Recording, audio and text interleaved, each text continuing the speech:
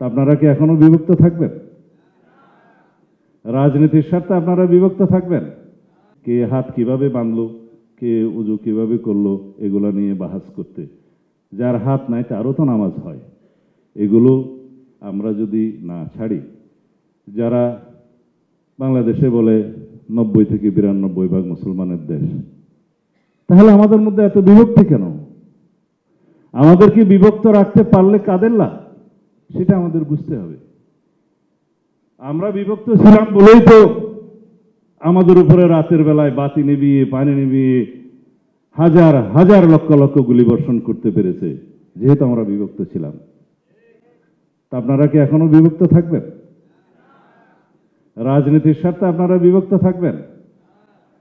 আমরা চাই বাংলাদেশের সকল মুসলমান ঐক্যবদ্ধ থাকুক, এবং ইসলাম নিয়ে যেন কেউ আমরা বিভক্তিকর বিভ্রান্তিকর রাজনীতি না করি।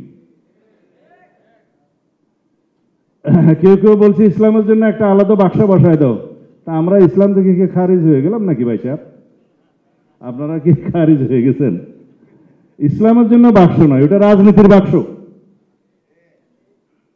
রাজনীতি দিয়ে ইসলামী শক্তিকে বিভক্ত করা ঠিক নয়। কেউ কেউ বলছে ইসলামের জন্য একটা আলাদা বাক্স করে দেখি। ভাই, ইসলাম কি একটা কোটা রাজনীতি নাকি, রাজনৈতিক দল নাকি?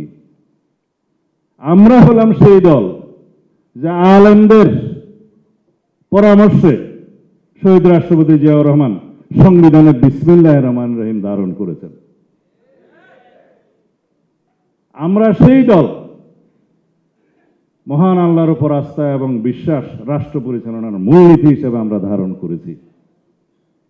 তো এইখানে আবার ইসলামের জন্য দোসরা বাক্স কোথায় পেলেন? এইভাবে বিভক্তি করা তো ঠিক নয়।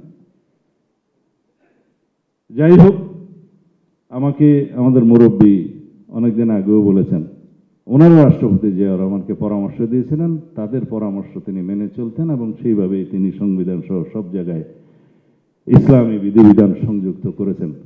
তিনি নিজেও অত্যন্ত পরেশগার মানুষ ছিলেন, আপনারা জানেন।